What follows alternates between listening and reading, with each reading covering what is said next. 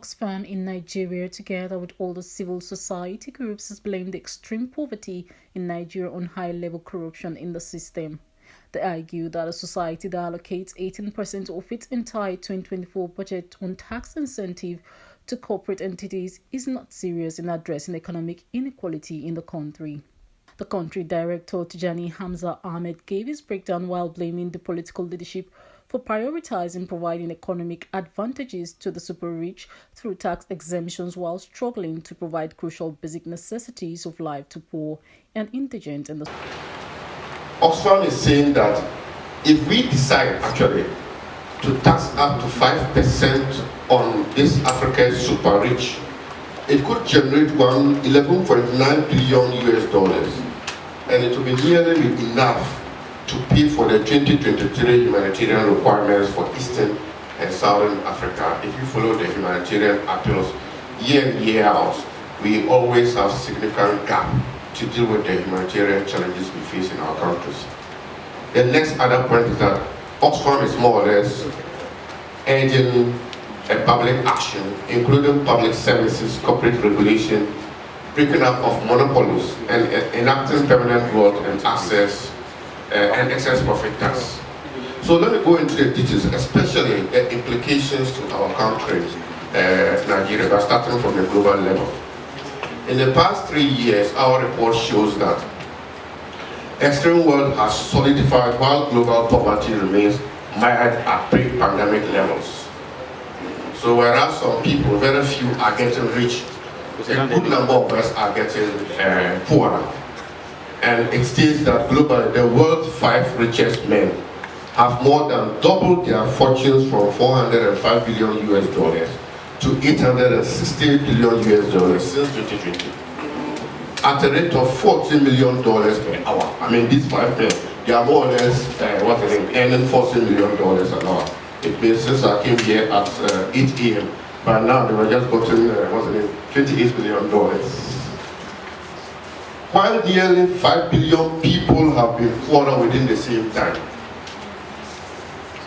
Second, billionaires are 3.3 million richer than in 2020, and their wealth has grown 3 times faster than the rate of inflation. Third, despite representing just 21% of the global population, rich countries in global north own 69% of global wealth and are home to 74% of the world's billionaires. More or less, the rest of the population of 79% will only own 31% of global wealth.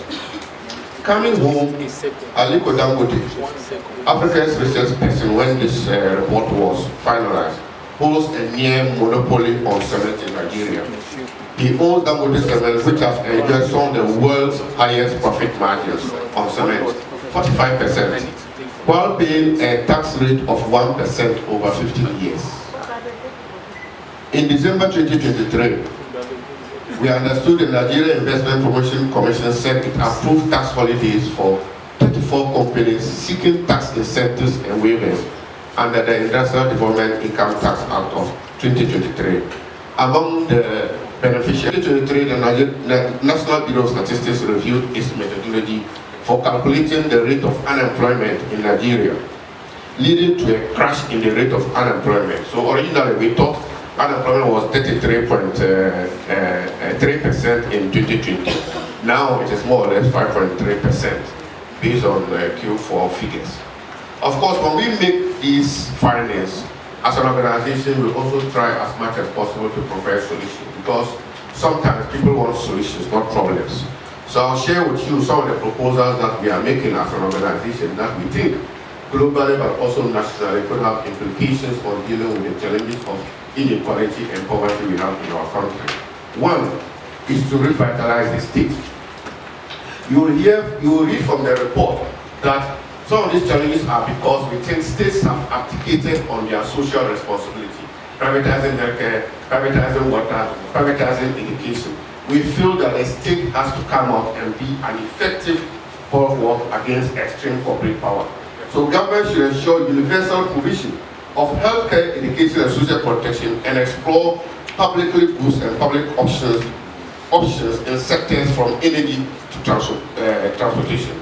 Two, other civil society groups present also took a swipe at the country's leadership, blaming them for lacking the political will to deal with. For us in Nigeria, we see poverty largely as an artificial creation by the ruling class, who, because of their lack of interest to address the fundamental problems that we are facing, particularly the lack of economic opportunities for the Nigerian people to survive. So they end up weaponizing poverty. In the absence of proper taxation system in the country is also one of the very reasons why government is losing a lot of money. You will agree with me, this fraudulent tax holiday that they do give to corporate agencies, if only they are using that money, they would have been able to address some fundamental developmental challenges that we have in Nigeria. There's no reason why, because you have interest in the company, you would go and give 5-year tax holiday. And there's no monitoring of the commitments that is supposed to come along with it, which is to say that if we give you tax holiday for 5 years, you should use the social corporate responsibility to help in terms of implementing education, healthcare system, and infrastructure. Nobody monitor whatever those corporate agencies or entities or companies are doing with that. So we are losing huge amount of money simply because of corruption. Because the people approving this tax holiday, they have a share in those companies, and that is why we have been pushing for beneficial ownership. Because with beneficial ownership, we'll be able to identify and know who owns what, who is director. The recent scandal again, PASA, exposed how government officials dubiously use their own company, use their wives and children, and get this kind of either consultancy or contract or. This is injustice. Today, we're dealing with a few people who is capturing the state and also might lead to anarchy. Because if inequality persists, what we'll have is anarchy. Today, the Nigerian people cannot enjoy service delivery or social amenities. Over 5 trillion naira was given as tax levy. This is unacceptable.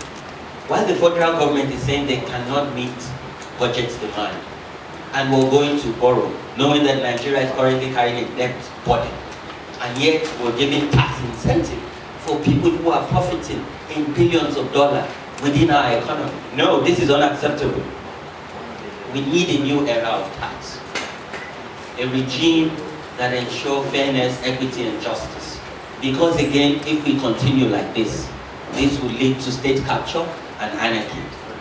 The Oxfarm Nigerian country director also provides some solutions to tackling inequality and poverty in the country. They include the revitalization of state and the need to ensure that the process of granting tax incentive must be transparent, while all tax expenditures should undergo parliamentary oversight and public debate. Messi Adi, News 24.